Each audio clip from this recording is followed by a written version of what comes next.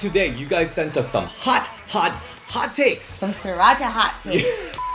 Gimmick is the drizzling shit. Okay, especially with the garters. Every single woman out there. People are hating Liv and Rhea's storyline. I wonder if we're walking into our own cancellation. I'm pretty sure when you first texted me about it and told me, I'm like, great, we're gonna get canceled.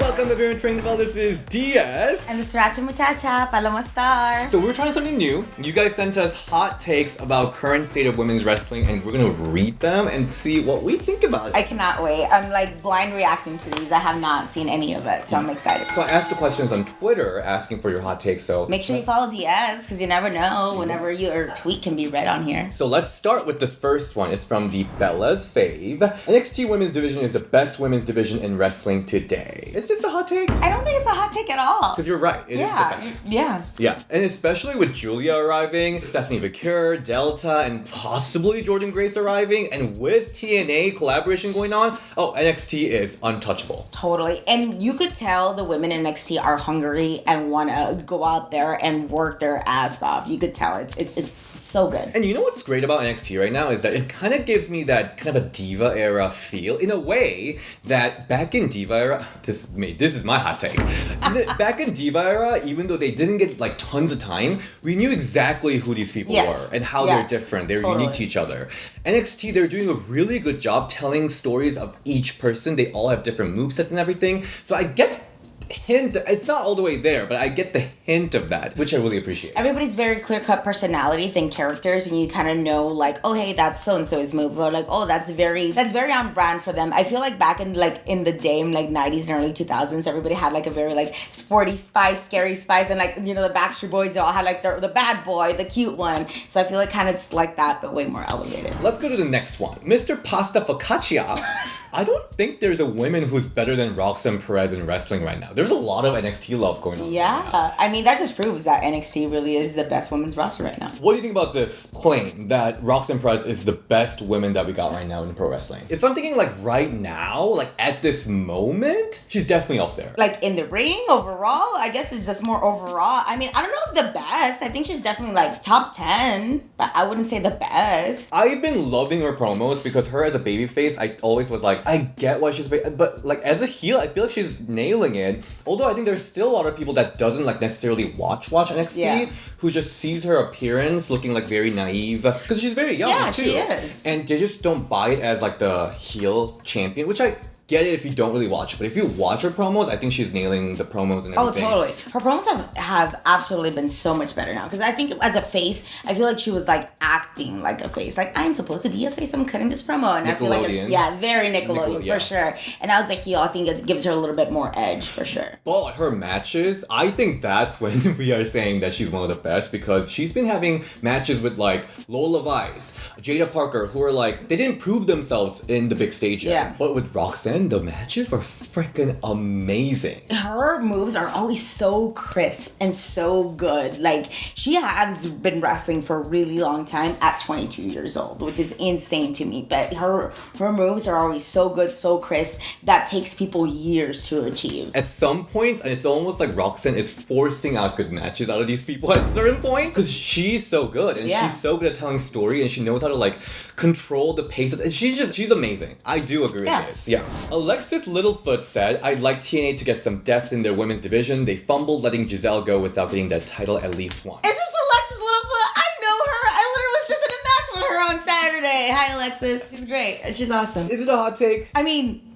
no, because she's right. TNA, hire Alexis. She's great. TNA, they lost a lot of big talents. Yeah. Mickie James, Trinity, recently Giselle Shaw, and Jordynne Grace also rumored to leave soon. Jordynne hasn't had a good story for a while. Yes. She actually... When's the last time she had a story? Like, Ash by Elegance the only one, That's about it.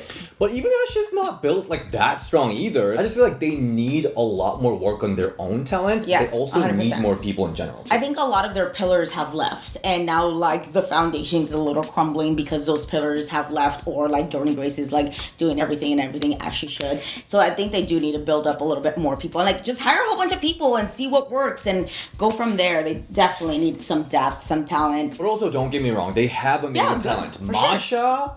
The way she wrestles is like wild. And Tasha Steelz is really good. They got talent there. They just need to like develop them more and put them in. But they also just in general need depth in there. Next one, Pretty Boys.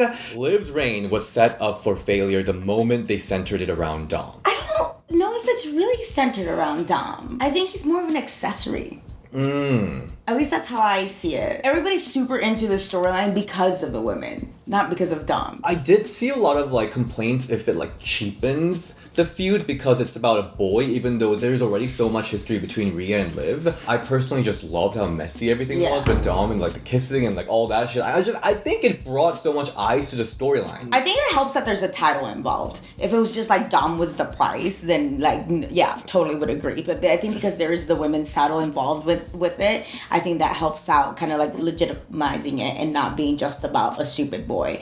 I mean, at the end of the day, I hope like they're like, oh, screw the boys, let's just wrestle for the belt or something. But I also remember that at first when Liv started this Dom storyline, Liv was more about like wanting to destroy Rhea by using Dom, but now that we shifted into Liv actually loving Dom, which is like, wait, what? It's kind of like that whole like storyline that like every like 90s movie had, like, oh, I'm just doing this for a bet, and then they end up actually like falling in love or something like that. So I don't know. Yeah, so maybe the storyline got a little more unserious. I don't think it's a failure though. No, I don't think so either. I think it gives just more stuff for her to work with. Yeah. Like, I think it's just, I'm telling you, Dom's just an accessory. As you all know, us here at Ring the Bell loves luxury, the bling bling, we love the golden goddess Mandy, and we love the golden era of women's wrestling with Trish Stratus, Lita, everything. Even Miami statue is golden too. What am I talking about? Well, this video is brought to you by MANSCAPED.com, the global men's lifestyle brand that is revolutionizing the landscape of men's grooming, and I'm here to unveil their latest masterpiece, the gold standard. The golden era of grooming starts with the Manscaped Lawnmower 5.0 Ultra in forged gold. Honestly, freaking love it. Yeah, so Manscaped is setting the gold standard with the special edition trimmer. You already know I take my Lawnmower 5.0 Ultra everywhere. I use it every day, but I also know that y'all love extra like me, and you can make your grooming routine a statement of sophistication and style with this one. By the way, this is limited edition, so you gotta act fast. So the Lawnmower 5.0 Ultra, the gold, you can experience the unparalleled precision with this dual skin blade heads. These two blades tag team situation is like the best because with the trimmer blade, you can cut through hair with ease, and with the foil blade, it helps you with the sleek and bare finish, capturing even the finest hair. It ultimately gives you more control of the length or style you're going for. And of course, the gold edition comes with all your favorite features like their LED light to illuminate those sticky spots, and the USB-C rechargeable battery and waterproof feature because I love shaving the shower. Does that make it a golden shower? Join over 10 million men who trust Manscaped for their grooming needs and step into the golden era with the Lawnmower 5.0 Ultra Gold. Head over to manscaped.com and seize your forged gold edition now. Use my promo code BELLE, BELLE, to get 20% off plus free international shipping at the checkout. Thank you, Manscaped. This really is luxurious. The brisk is live. The women's tag title needs to be replaced with a secondary title on the main roster. They don't have the drive to make the division look legit, so instead of putting random people together, just introduce another singles title. Brisk King, shout out. I've totally been on a podcast with him too. I don't know. No, I don't think so. Because they would just treat the secondary women's title the exact same way that they're treating the women's tag titles. While granted it would be a little bit easier since it would just be one person as opposed to two, I think getting rid of it would then take away the opportunity for another person, since then it's a two-person, tag thing, even though it's not the best. I just do not have any belief on them treating any more titles with any more respect. If I have a choice between tag titles and secondary title, I think I will say keep the tag title, because at least we have already two women's titles, right? Singles title. The tag title at least changes up a little bit. Yeah, the dynamics. Having tag title at least makes it a little different. Yeah. The problem, of course, is that they're just not building tag teams. Totally. Alba and Isla, they lost their title. What are they gonna go? Just chill it? Because while they were champions, we literally learned nothing about them. So that's more of a problem. I think they just need to work on their tag team division for sure, without a doubt, and stop randomly putting people and tag teams just because they're standing next to each other. Yeah. DD said, I'm really curious what you're going to say. The girls need to stop switching up their wigs every week. A defined look helps everyone have their own defined identity. Same for gear. Develop a key look and expand and evolve it. Some people have been looking a hot mess recently. I feel like this is more targeted towards certain people. Yeah, I was like, I wonder what they're talking about. Say names. Really, the only one that's changing their wigs constantly is Mercedes and Zelina, right? Yeah.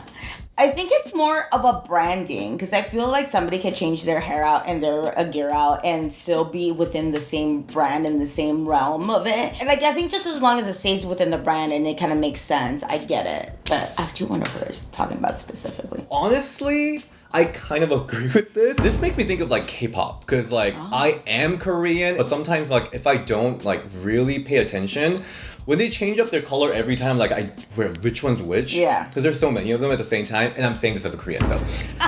But even K-pop stars, they at least like keep their same hair color. I think they still do like per album. If they do change up style, it's to differentiate between different albums. Once you're established who you are as a character, AKA Mercedes. Yes, that's when you can switch it up because people will know who you are regardless of what you're wearing, what color your hair is, or what you are. Right. But I think once you're starting to try it out, it's kind of hard too because once you're starting, you're trying to figure out what works. Right. And you're just throwing a whole bunch of stuff in the wall and see what sticks. So that's kind of like you have to walk a thin line of like trying new things each time to see what works, but also not like switching up every time because once you're established star, I feel like it doesn't matter what you look like. People are going to know who you are unless it's a like newer fan and stuff. Next one, Geo. The Rhea Ripley Liv Morgan storyline has been terrible. They haven't even had a segment by themselves, and I just want this to be over in bad blood. People are hating Liv and Rhea's storyline. Oh, interesting. I think it's probably because there has been a lot more involvement with the Judgment Day and with Dom and now Damian Priest. So I can see that. You're right. They have not had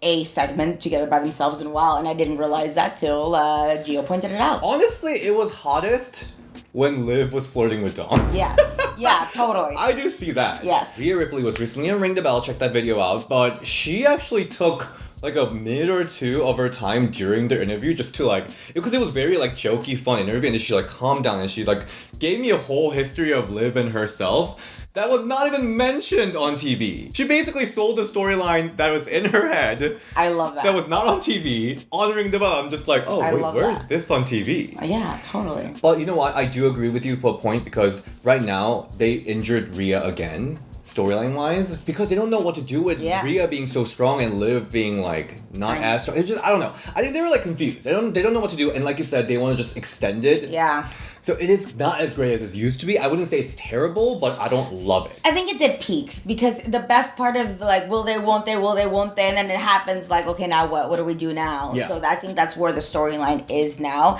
I don't think it's necessarily terrible. It's lost that like build up to it for sure. Next one is Tuta. Honestly, Shayna has no charisma. She is boring in the ring and kind of meh on the mic too. I think that's why she's not over with crowd. Which is funny because I watch Shayna's TikToks and videos all the time, and she's hilarious. And maybe it's not like translating as well. Her character is to be like just a straight-faced badass that could literally break your arm. So I disagree with this so hard too, though. Not everyone's gonna be a cup of tea. But I disagree because have you seen her blood sport stuff? Oh, amazing! Because that's what she's like comfortable with, and is a badass, legit badass at it. But she also like opens the show. Like she speaks and she opens the show in most charismatic thing you see. Like she has mad charisma. I'm sorry, I see it, especially during her NXT like women's championship run. That was my favorite run. I thought she was so good. Her matches was so like deliberate. She had really great matches. Of course, like the system's a little different being on main roster. I don't think she's boring. I don't think she has no charisma. I think she has so much potential. Just the WWE main roster didn't quite crack the code, which pisses me off. She is best whenever she gets to do what she is comfortable with, and or just like making funny videos with Mia Yim. They're hilarious. Next one, Gian. Liv Morgan should win the feud between her and Rhea. Rhea is already such a megastar as it is that she doesn't need it. Winning the feud would really push Liv to the next level. Oh, what do you think? I'm surprised of so many Rhea and Liv hot takes. Okay. Kind of, yes. I see your point. Yeah, Rhea is a megastar. I don't think she needs it either. I just want them to like run off together into the sunset holding hands or something. Or like Rhea carrying Liv. I always thought Rhea would be winning this feud anyway, but seeing this, I'm like, actually, I'll be down if Liv wins it. Hero Boy said, Tiffany Stratton aura has diminished being Naya's sidekick. Ooh. Okay. I didn't think about it like that. Me either. I think they kind of like play really well off of each other. I can see where this is coming from because she's not the main star, or she's not like the protagonist, like how she was before, like coming right from NXT. But we all know that she's just hibernating just a little bit, acting all sweet, just to cash in that Money in the Bank. And I think it just adds more depth to her character and to what will eventually be literally strap her to a rocket and shoot her to the moon, because she is going to be a star. And I think it's okay for her to have this side right now, because I actually think when she does break off on her own, her aura is even going to be even bigger because of this. I understand this point, but like, I think we are gonna be happy soon if you're a Tiffany Stratton fan. Next one, CC. Some of the wrestling gears that the girls serve up those days feel reductive and uninspired. I need some of them to go back to shop or give us more of a streetwear approach. Just anything besides a two-piece with rhinestone. I 100% agree. Truth has been spoken. I 100% agree.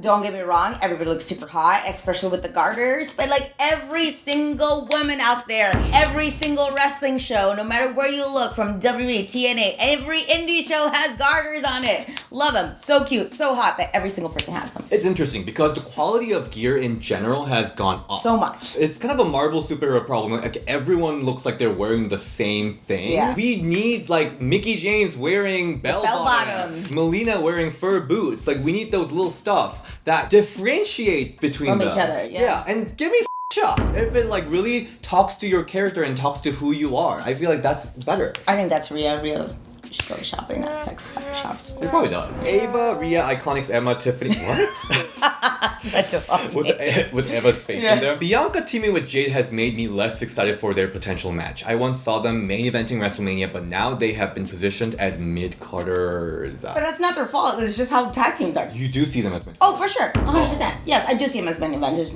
just not right now, because obviously I don't think anybody who's paired in a tag team and works in WWE gets really necessarily seen as a potential WrestleMania main event right now. When I first saw Bianca and Jade, the megastar, being in tag division, I was like, there's no way they can book them like mid-carders. And they're surprising me. They're really surprising me how they're booking Bianca and Jade. So I agree to a point. They haven't been consistently booked for BLE. No, totally. Which is like unthinkable, but like it was Bianca Belair who was a Miss WrestleMania, but she's not being presented like that anymore, unfortunately. So I don't know. I think that's true right now. Yeah. I don't think it's gonna be true all the time, but I can kind of see where they're coming from too with that. So, but I do feel like eventually when they do get there, there are gonna be like this great match for them facing against each other. I think Jade just needs to get some reps in. Potential is there. She's so athletic. She's awesome, but I think she just needs to get more reps in. Is this situation dragging Bianca down too? Ooh. I don't know. Luther Van Digged rolls. I'm sick of Bianca and Naomi as faces. I genuinely want them both to turn heel along with Jade and create a baddies-inspired faction. I'm down. You agree with that? Yeah, totally. I mean, I'm not tired of them being faces. I just want to see them be heels. I mean, I've always thought Bianca's character is a heel. Like 100%. You can't call yourself the EST and the baddest and stuff and be a face, in my opinion. While she does a great job, I just feel like that character reads very heel. I kind of want to see Naomi as heel because I think it can shake up a little bit, especially because her Slayomi gimmick was so good. Bianca, for me, she's in that John Cena territory. I just can't see her being heel. Not because she can't do it, it's because she's so iconic. Oh. Connor Sands. Kairi has been so disappointingly unimpressive on her second WWE run. It's not a hot take. It's like, oh, sad but true. Goes again with tag teams. I am kind of excited about her damage control this run. Yes. Now that they're babyface. Yes. Because I think Kairi is just inanely better as babyface. Like, how do you hate her? Like, she's just cute even when she's a heel. And she just loves people. Like, you see all these videos of her, like, greeting the fans and Bailey, like, pulling her. Yeah. I would love to see her maybe, like, have a little bit more singles matches for sure to kind of, like, get that back. Yeah. Under her for sure. Yeah, but so far I kind of agree. It's sad. But we'll see with the babyface turn. I have hopes. All these have been, like, medium hot takes. Not too spicy, but we'll see. The last one, Luther Bandig rolls. Wendy Choo's gimmick is the drizzling. Okay, this is a little bit of a hot take. It's really comical at this point that they gave her that awful gimmick and then thought turning her heel was supposed to make it interesting. They had the perfect opportunity to scrap it, but double down. Ooh, I'm so interested to see what your take is on this because I know you love sleepy Wendy Choo, so. I kind of agree. Okay, I don't agree with the fact that her gimmick was sizzling what that said. No, No, I thought it was so good. Like when she first had that gimmick, I thought it was like the cutest thing. And so different. Yeah. You've never seen anything like that before. She was so cute, and then she was incorporating some cute like sleeping, like she's sleeper hold. She was incorporating some moves into her characters. I thought it was really cute. I personally loved it, and I thought they could go far with it. After heel turn, I have changed my opinion little bit. Sorry, Wendy, if you're watching this, because I love you. And I love your sleepy gimmick. If she's gonna heel turn, I thought she was supposed to go all the way to Mei Ying. Yes, that's what I thought too. I was thinking more like sleep paralysis monster instead of like trying to be scared to sleep over. I feel like she should have gone all the way. Yes. But right now she's like still wearing pajamas and still has that. It's kind of cutesy still. It's given like Monster High. You're supposed to be mean and evil, but you're just still cute. Like I wanted to be more like menacing and evil and like nightmarish, as opposed to like her wearing like pajamas but are black. Her as Mei Ying had like really huge impact. So much potential. It was scary when she was hitting this huge moves. Right now, because she's still wearing like this comical like PJ while being dark, although I do love her makeup. Yeah, so good. I just feel like it's like halfway done. They should have doubled down with that cutesy gimmick. Yes. Because that was my spirit animal. That is all the hot takes that we're going to talk about today. Again, wrestling you can enjoy however you want. We respect and appreciate your takes. This is just our take on your hot take. Yeah, wrestling is subjective, everybody. Remember that. And also a word. Paloma, where can we all find you? You can find me at the Sriracha Factory. At Paloma Star on Instagram and Twitter. And DS, where can we find you at? You can find me at DS on Instagram and Ring the Bell DS on Twitter. And I'll see you next time. Bye.